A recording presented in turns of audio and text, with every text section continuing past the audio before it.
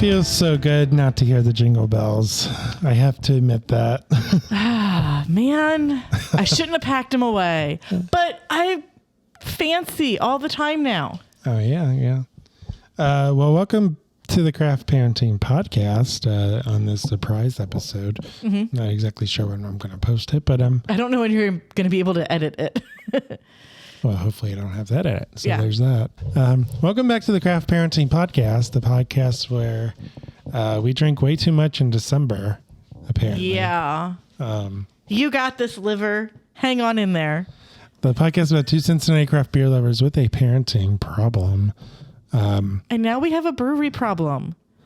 Because we do, yes. Our favorite tap room to go to that's not within 10 minutes of our house is closing. I mean, how many breweries make that list? Of places where... okay, places that we've been to more than 10 times. Yeah, maybe. I don't know. So Taft's Brewporium is closing. Taft's in general is closing. Taft's has been purchased by SinBev because Impact Brewing is taking over the Taft's Brewporium space. Okay. So earlier this year, Taft's closed down the ale house, which to us semi made sense. We hadn't been to the ale house in a while. OTR can be hit or miss sometimes, to our understanding. It was kind of expensive. It was a little expensive to go to. It was expensive back in the day when it opened. Yeah. So I can't imagine what, post-COVID, post-inflation prices are. Yeah. So, but then right on the heels of that, Menominee, I'm pretty sure that's what it is. I'm going to double check what it's called because I probably got that wrong. I think you got it wrong. It's like Menominee, but it's not. Phenomena. Announced that they were going to take over that Taft space. Are you looking it up? I don't even know what I'm looking up. Okay. I'm just going to go on to Google Maps, and that's probably going to be the easiest way to get there because I'll just drop a pin. Yeah, it's occupied by a brewery now. Yeah. It's open. Melatonin Beer Project. Some of those letters were right. By the way, my name is Joe. This is Caroline. Thank you for tuning in. Sometimes I get facts wrong, but I try to correct myself. I don't know. So we just decided to do this impromptuly. Yeah. That's a word. Which one do you want to crack open first? Well, you're going to get two and I'm going to get two. So I'm going to do the cold boy first. Okay. I will do the orange creamsicle because I feel like that'll be better when it's slightly cold. So, impromptu episode because today we went to the museum center with the fam bam and went to Taft's Brewporium for the last time because we knew we were going to go there before they closed. Today the stars aligned where it made sense to go. And we're in danger zone podcasting. One child is napping. The other child is watching a movie. And that's the child that is super into podcasting. So we'll have to see what happens. But when we were there, their 6-packs went from $6 a 6-pack to $3 a 6-pack. Now, not while we were there. They crossed out the 6 on the sign and wrote 3. And I was like, hey, Joe, double check that that's a thing. And it was, in fact, a thing. So we walked out with 6-packs. I have no regrets.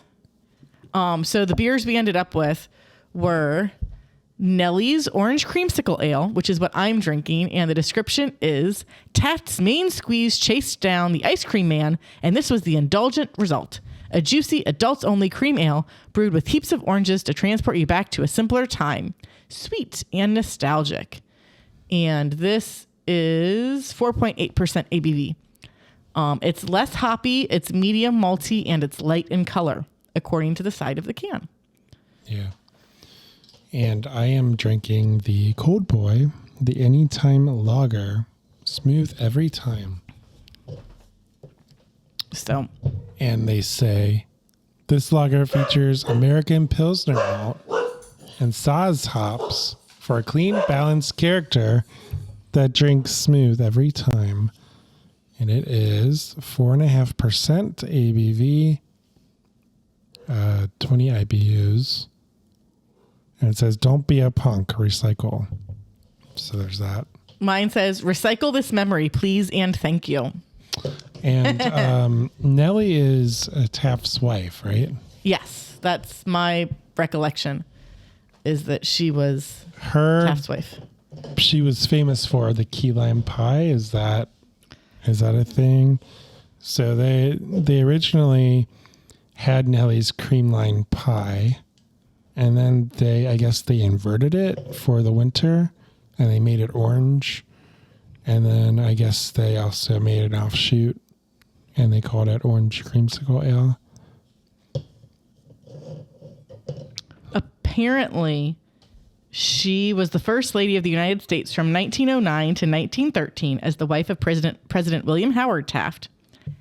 And she was born to a politically well-connected family and took an early interest in political life, deciding at the age of 17 that she wanted to become the first lady. Goals. Okay. It's a big job, actually. Yeah, and so she married Taft in 1886 and guided him throughout his political career, encouraging him to take actions that would bring him closer to the presidency. This is according to Wikipedia.com, which is all about the presidents of the United States. Yeah, they exclusively report on presidents, I hear. Yeah. So I'm going to have to cruise through this for a hot second to figure out. Well, this beer, it's exactly like they say. It's cool. It's crisp. I mean, it's not very cold because we just got back, but it's cold. It's crispy. It's very, bubbly. It's a beer flavored beer. I don't know that we featured this on our beer flavored beer episode, though. I don't think we did. I'm not exactly sure. We had quite a few of those beers, though. So, I mean, we did. I don't think we had time. We might have, though. I mean, it's possible. I don't remember. I'll look that up next because I'm having issues. The best thing that I can think of at the moment, and really, I don't know how much I should look into this because I don't know if Sinbev is going to keep making their beers or not. My hope is that they will. My best guess is that these are more of the like ladies kind of beers. So they went with Nelly to like ladies. But her specialty dish was turtle soup. That is for sure a talking point in the Wikipedia article. So I'm not exactly sure. Maybe I made that up then. It's possible. But yeah, I'm not going to dig into that too much. So, and I can try to find our beer flavored beer episode. So I'm just going to do this from memory because it's my history and I was there. And you can add us if you want at Craft Parenting Podcast, or if you have complaints at Truth Beer Pod. We did do Taft's Brewing's Cold Boy. This was on that list. Oh, we did. Yeah, we did.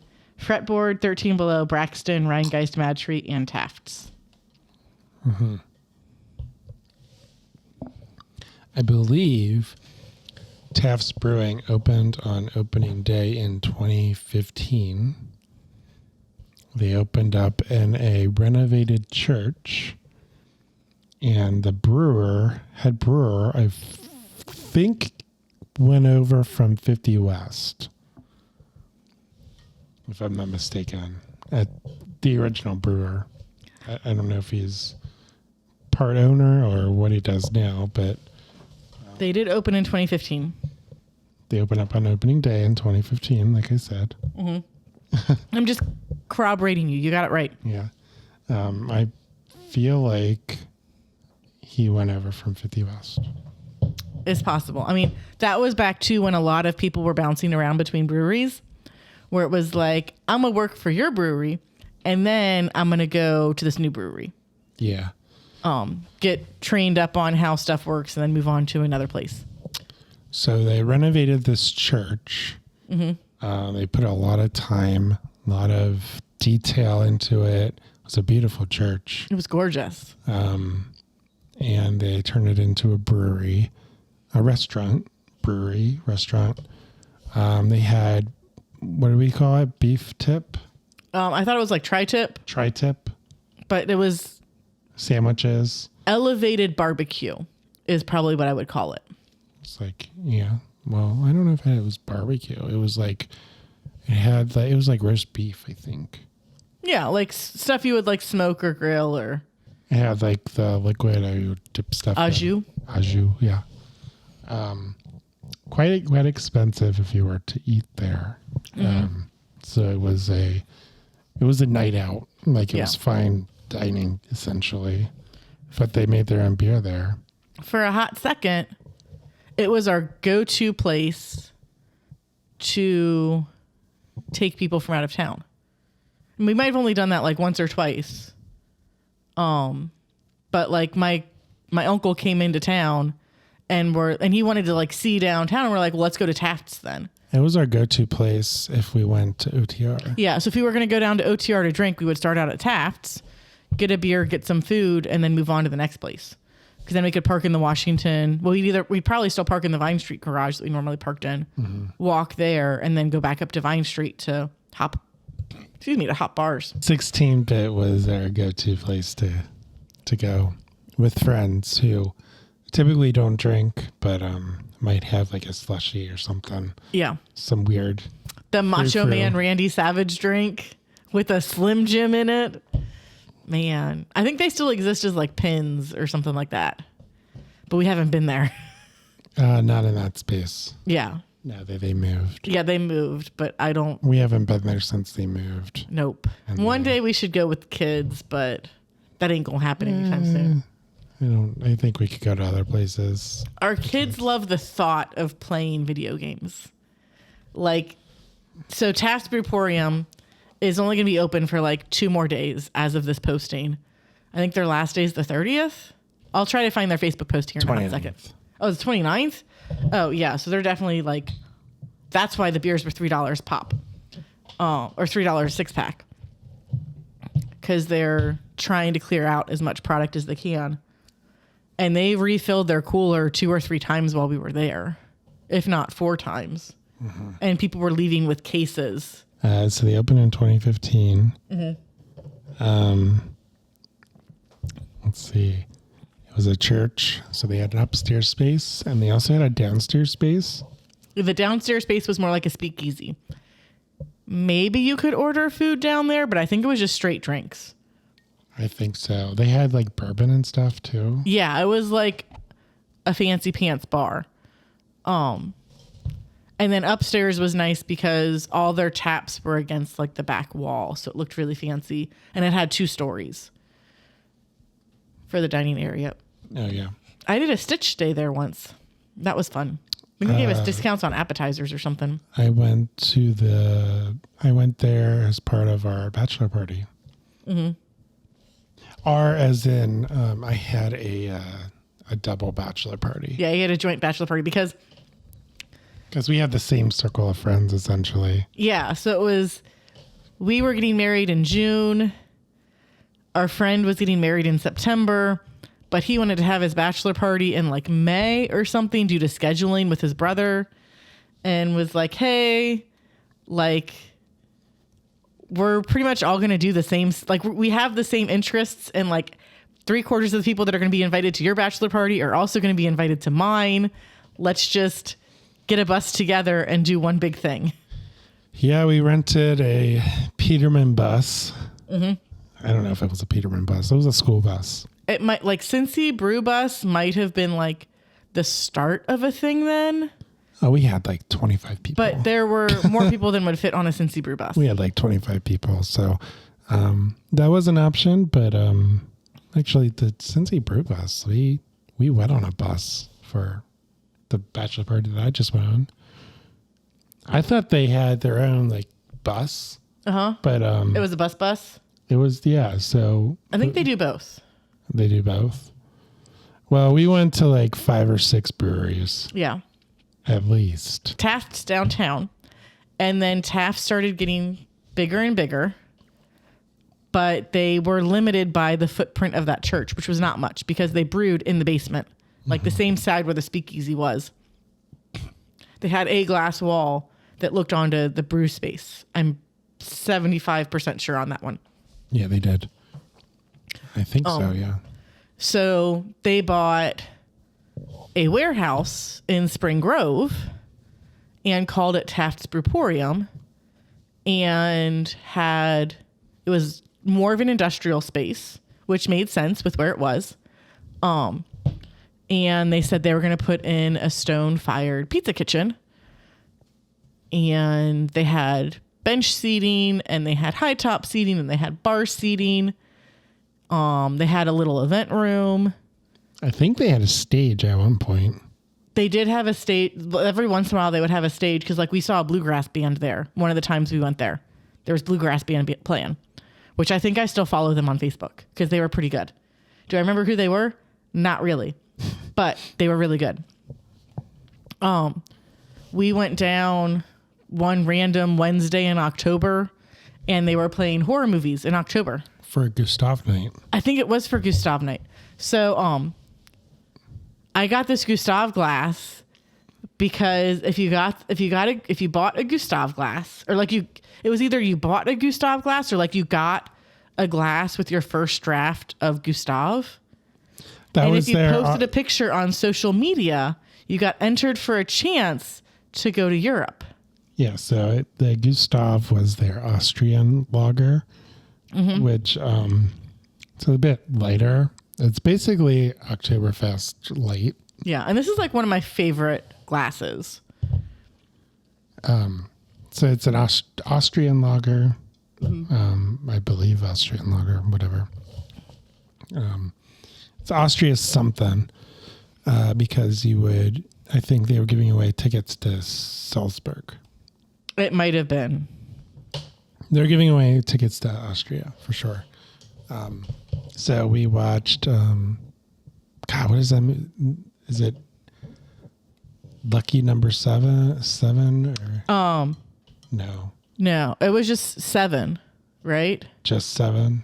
I think, because it was all the 7 Deadly Sins, and it was with Brad Pitt and Morgan Freeman.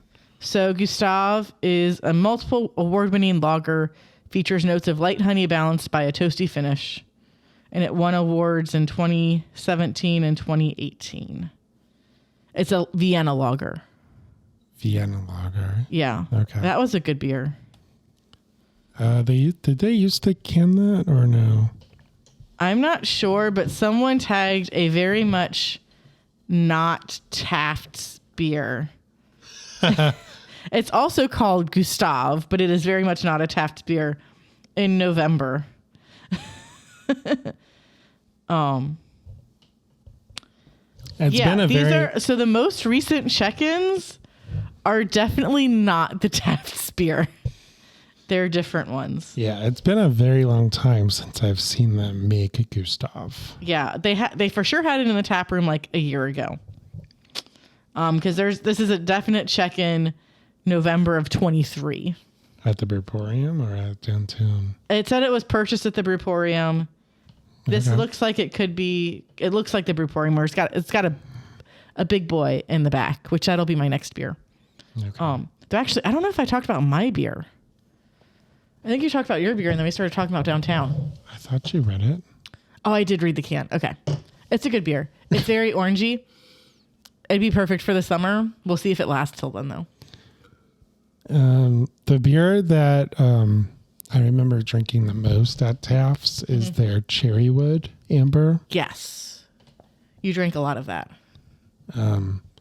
It was a little bit heavier than I was used to back then. It was 6%. I thought that was a lot back then. Which I guess it is. Like if you're just drinking, you're just doing like 1 or 2. Yeah. Like that's above average, I would say. I would say like average is like 5 or 5.5. 6 is a little bit above that. It's a little more elevated. Yeah, that was probably my favorite beer of theirs, was the Cherrywood Amber. Yeah. So once the Brewporium opened, we definitely increased how often we went to Taft's. And actually, maybe we only went downtown once, if even, after the Brewporium opened. Because... Well, our lifestyle changed. But... We stopped I going want to say downtown. the Brewporium opened in like 2017. Yeah, it did. I think so. And so it was 2017 or 2018. Yeah. It was free parking. So you didn't have to worry about where you were going to park your car. It wasn't super far off the highway, so it didn't take us long to get to. And the pizza was really good. So, I would venture to say I would venture to say it's probably my favorite pizza. It is my favorite pizza in the city.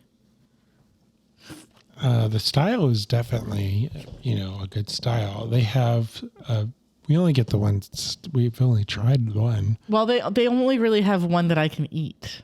That makes a very big difference. Yeah, we get the Roebling, which is pepperoni, meatballs, ricotta cheese.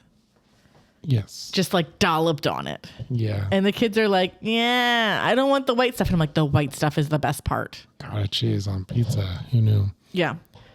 Don't clip that.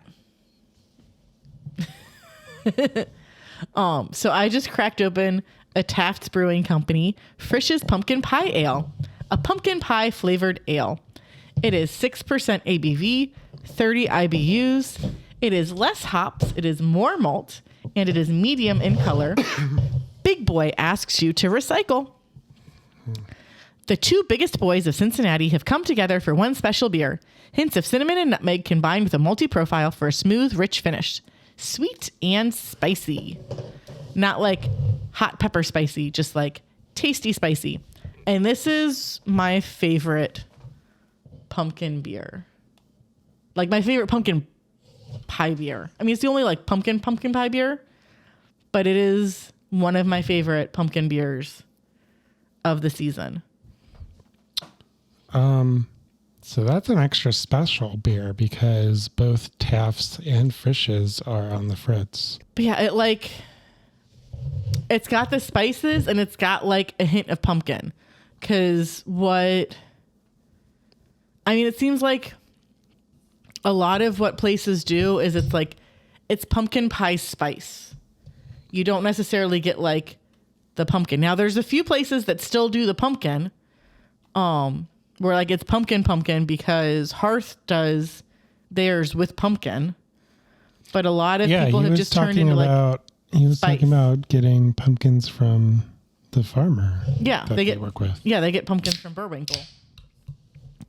But like especially like when you get like lattes or like flavored stuff in fall, it's a pumpkin spice whatever. It's not, so you're getting the spices that are in pumpkin pie. So you're like thinking pumpkin pie while you're eating it, but you don't get any of that pumpkin with it.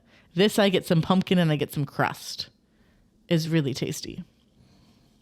Well, I mean, you really have to, the pumpkin doesn't really have a strong flavor.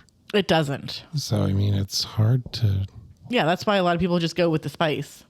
But this, I can get some of that pumpkin flavor from. Maybe it's artificial. I don't know. I would guess it is artificial. So did you already read yours? I did. Okay. So my second beer of the podcast is Taft's Oktoberfest. And it is their Oktoberfest. I don't know. It's a German-style lager. And it says, dust off your lederhosen and hoist a stein. Our festive and flavorful fest beer shines a deep golden orange with German malts and hops. Festive and flavorful. So it has less hops, more malts, and it is medium in color. Which the fest beers, they're more light can kind of see. If this was a Märzen, this would not be the right color for a Märzen. Märzens are kind of amberish in color. This is more light and crispy, and actually probably really goes really well with the day that we're having, the weather-wise. Yeah. 60 degrees. 50 degrees. I debated taking off my quarter zip. Now, granted, that was after I had run to the car twice. So, which was my decision. But I got exercise, kind of. Yeah. So the Cherrywood Amber, they never canned that one. Yeah, not that we ever saw. Not that I've seen. Which, like you said, we've been to the Brewporium. You know, that's the place you would have gotten it, I would assume. So the Brewporium became our go-to place. And then at some point, they opened up a Brewporium in Columbus as well, which was the first of their locations to close, I think. Or was it the second? I think they closed downtown, then they closed Columbus, and then they announced Cincy. I don't know. I thought it was Columbus first, but I could be mistaken. Yeah. Like everyone wants to Monday morning quarterback, you know, these decisions, but it's like, it's tough. Like no one wants to give bad news. Okay. They closed downtown and they closed Columbus. So they announced a closure of Columbus on October 29th, effective immediately. It's unfortunate because, their pizza is really good. Something that, you know, we were talking about at lunch, or at least my mom and your mom and I were talking about, the pizza place. I don't know if that was Taft's pizza place. According to the gnome, it's owned by them. So it is Taft's pizza place. So, but it was... It's a good pizza place. Yeah. Because sometimes they lease space for the food partner, and it's a separate business. It's a separate entity. Yeah. But the brewery is the landlord, essentially. Yeah. Well, so let's use... Oh, it's a sublease. Let's use 16 Lots as an example, because I looked them up today out of curiosity. So 16 Lots also abruptly closed their doors. Before that, they had said, like they had tried to save Southern Outpost. And then Mad Monk's Pizza announced soon after they closed their doors that they are going to try to acquire that space because Mad Monk's leased space from 16 Lots. They subleased it, probably. Yeah, they subleased it. So Mad Monk's is going to try to acquire that space and turn it into just their space. So where they would then have the alcohol license, where they would be able to pour beers and hopefully a liquor license as well so they could pour shots. But it would be like their kitchen and a tap room versus they were a kitchen inside a brewery. Yeah, so I'm guessing 16 Lots didn't own the building. I'm assuming a landlord owned the building. 16 Lots leased the entire space, and then they subleased, you know, a section. Yeah. I'm assuming that's how that works. So it's complicated. So because otherwise they could stay open, right? Mm-hmm. So the pizza place inside 16 Lots. Yeah, so I don't know what's going to happen to a pizza because it was called a pizza, all one word, AAPIZZA. I'm assuming they're just going to go away. When we left, I wished the bartender luck in his future endeavors because I don't know what's happening to him, and he said thanks. But so they announced the closure of Taft's Ale House downtown, November 13th, 2023. Their final day of operation was November 25th. 2023. They closed down November of last year. Oh, did they? Yeah, timelines were terrible with them. Yeah. I thought it was this year. So they gave you almost 2 weeks of notice that they were going to close the downtown space. They cited the pandemic, a decline in tourism, and increased costs. But ultimately, they couldn't sustain daily operations once COVID became a thing. So, I mean, that does make sense because it's occupied now. Yeah. So Melatonin has it now. If I would have bought cases of beer, a case of beer was $10 today versus the $9 for 3 6-packs. I just saw that on their Facebook page. I don't think I like their Facebook page though, but I'm also like, at this point, I probably shouldn't because they're not going to exist anymore.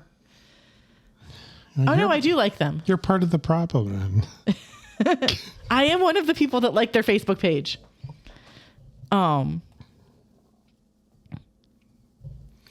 But yes. it is fitting because I'm drinking their beer out of a Hudipole glass. And isn't Hudipole part of SinBev now? Yes. So we can read their post verbatim from December 4th, 2024.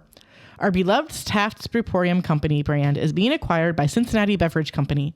They're known for producing iconic Cincy beer brands, and Taft's will be joining their lineup alongside Hudipole, Little Kings, and Christian Moorline. Just Taft's Brewing, not Taft's Brewporium. With this change also comes the very painful closure of our Taft's Brewporium Cincinnati taproom. Our final day of operation will be Sunday, December 29th. Our Brewporium team has largely been with us since the existence of the taproom and are a really incredible group. We have shared local job opportunities with the team, but please comment or message us with any openings you know of. We truly love Taft's. It has been an incredible labor of love for over a decade. We're beyond thrilled to keep Taft's beers alive via Cincinnati Beverage and ensure these brews continue to be available to you throughout the city. A very special thank you to our longstanding fans, friends, the city of Cincinnati, and all who shared in the enjoyment of good beer together with us. We hope to see all of you in the coming weeks as we say a heartfelt farewell to the taproom. So, I mean, that was 25-ish days of notice. They gave a decent notice, yeah. Mm-hmm. I don't know. Taft's, it was a good beer. It was a good brand. It was good beer. They built it up. You know, like they said, to them, it's been, over a decade. It takes a while to start a business and to open it up and stuff. Mm-hmm. Like we talked a little bit about it when we were at Hearth the other week.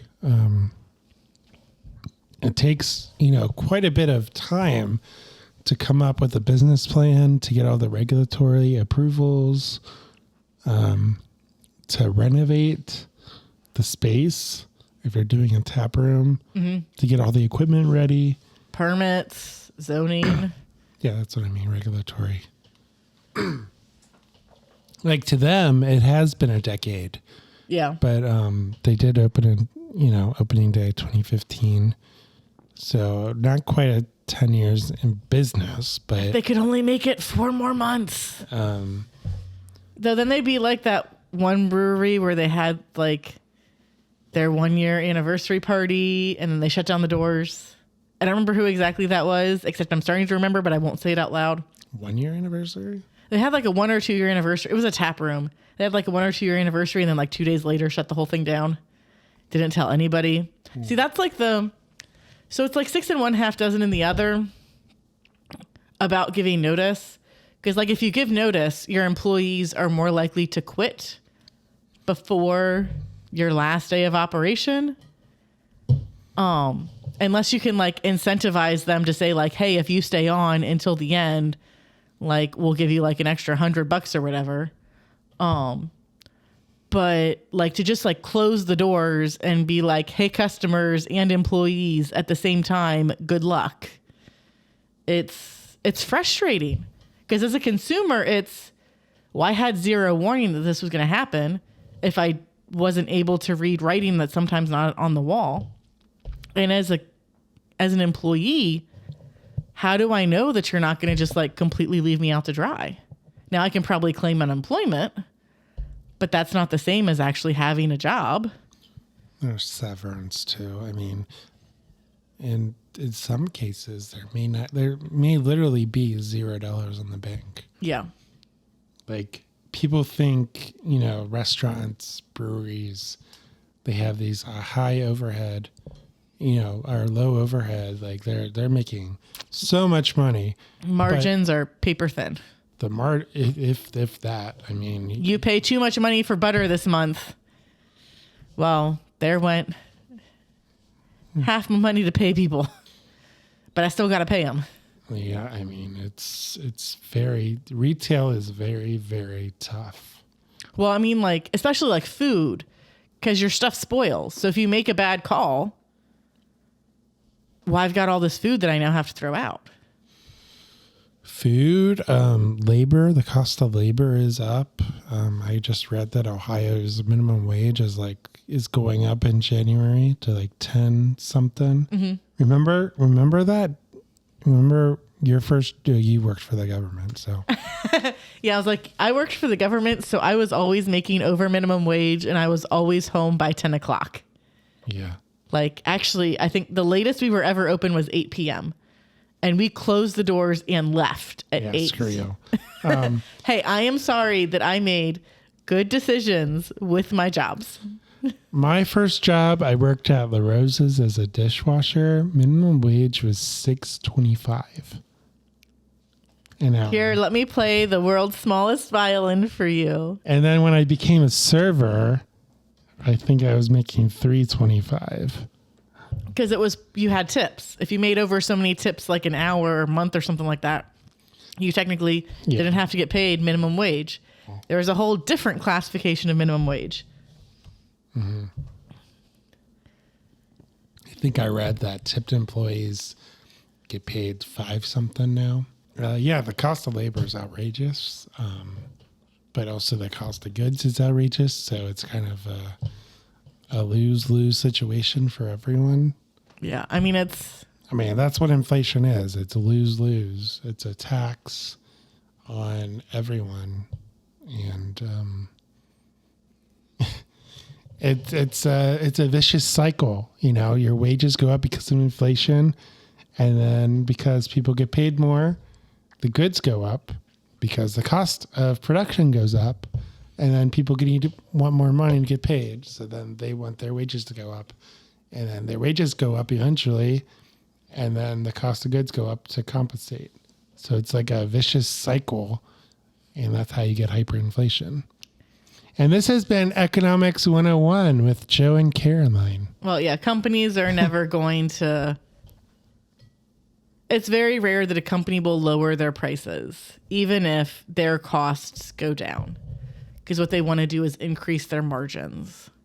They want to increase, so they will reduce their costs, but keep the price the same. Can you ever pay your employees less?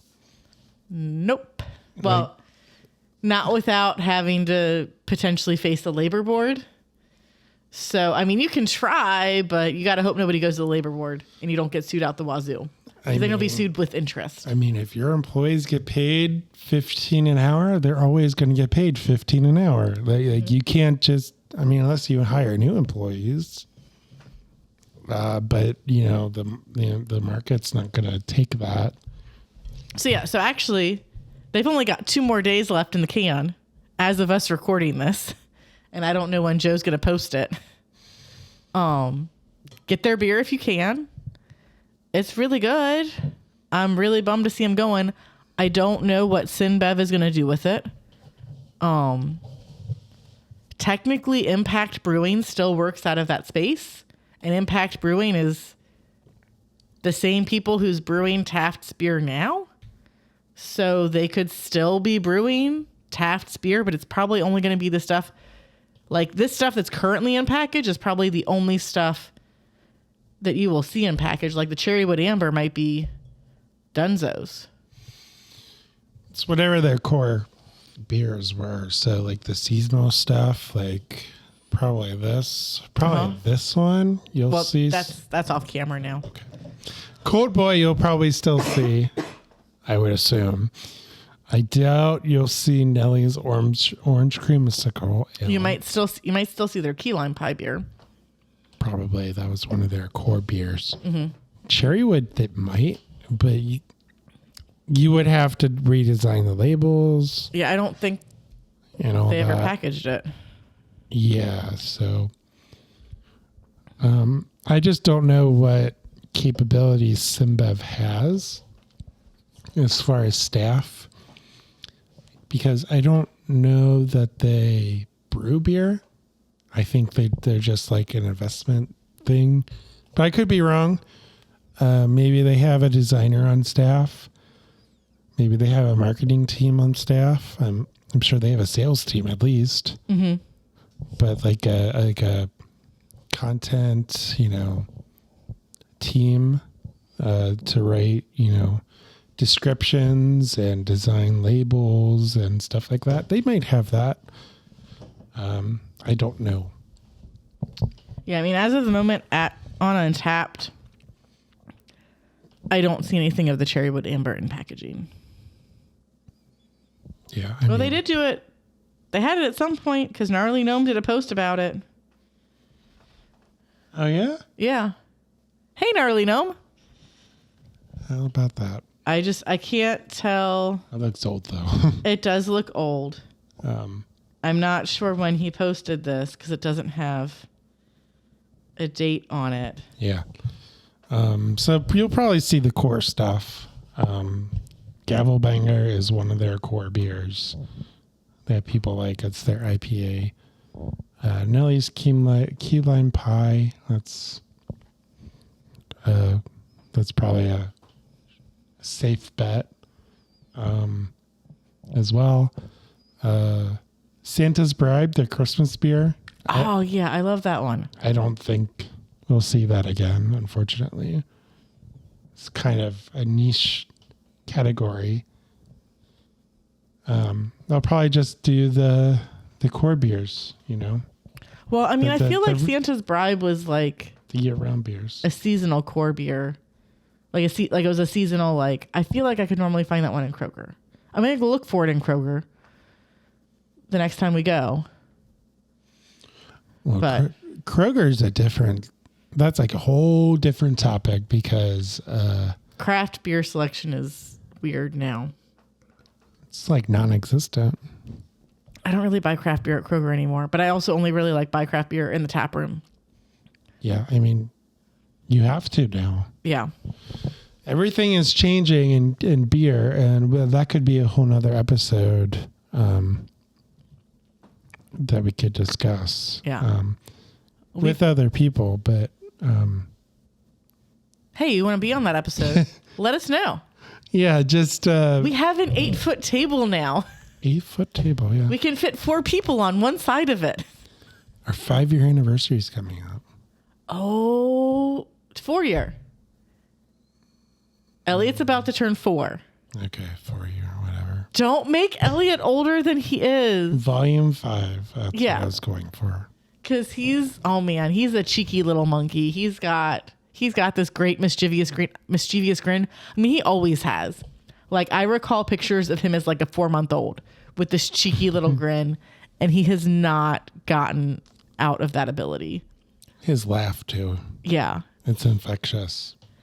I got a picture of him with a snowman today, and I'm like, man, you're just going to get up to mischief, aren't you?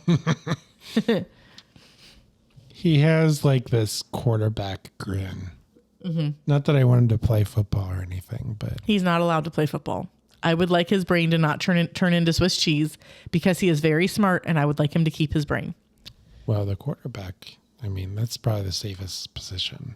Kicker's probably the safest position as far as Swiss cheese brain is concerned, but I'd rather not risk it.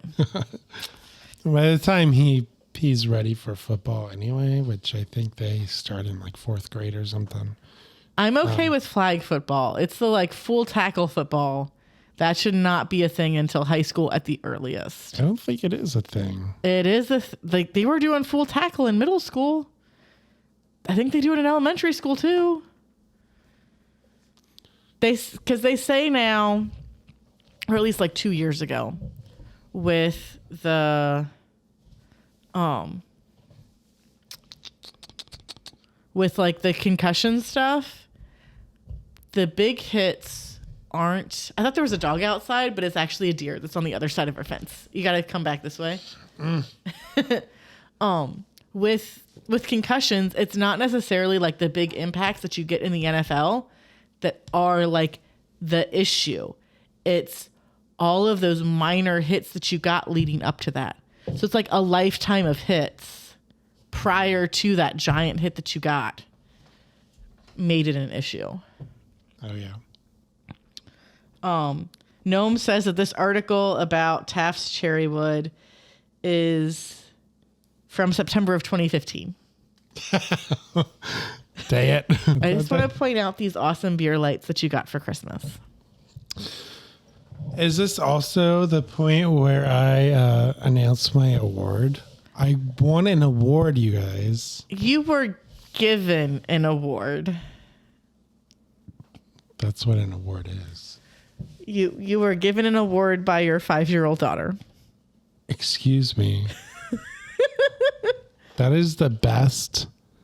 Like the Nobel Peace Prize? Screw you guys. I want Man of the Year from my daughter. That's more So prestigious than Nobel Peace Prize. today, Lily specifically said, "This is your award for podcasting, Daddy." Because she was showing it to my mom, and she said, "This is the award that I got my dad for podcasting." Man of the Year. It's better than the Super Bowl. Better than a Nobel Peace Prize. What other awards are there? Emmys. I'm not really in television or anything. Yeah, So I mean, we could be one day. well, there's a radio award. That's what we would probably fall under. There are podcast awards, or at least there used to be. I'm sure they're still a thing. Okay. Man of the Year, Joe Ludwig, Man of the Year. So there's that.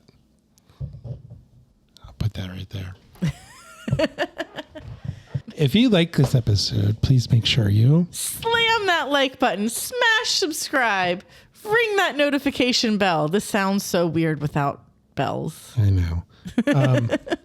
Also, if you want to follow us, we are on all the social media platforms, Facebook, Instagram, YouTube, of course, Rumble, and X. Make sure you follow us there. And also, I hear a child. That's what I was saying. If you want to follow me personally, I am at Craft Parenting Joe on Instagram. And I am at Caroline Creates Crafts. And Taft's Brewporium and Taft's Ale House. Thank you, guys. Thank you for all of the stuff that you did. We really enjoyed your beer, and I really hope that we can still find it. One of my favorite memories is going to the Taft's Brewporium with Elliot and my family. And Elliot waving at the train, which I have a video of. Yeah, we loved the train spot there. We loved to go there after going to the zoo. Because it was, especially during Festival of Lights, because it was great to warm up and get some food. Lily's been going there since before she was born. It's been fun. Yeah, and we will see you guys later. Bye.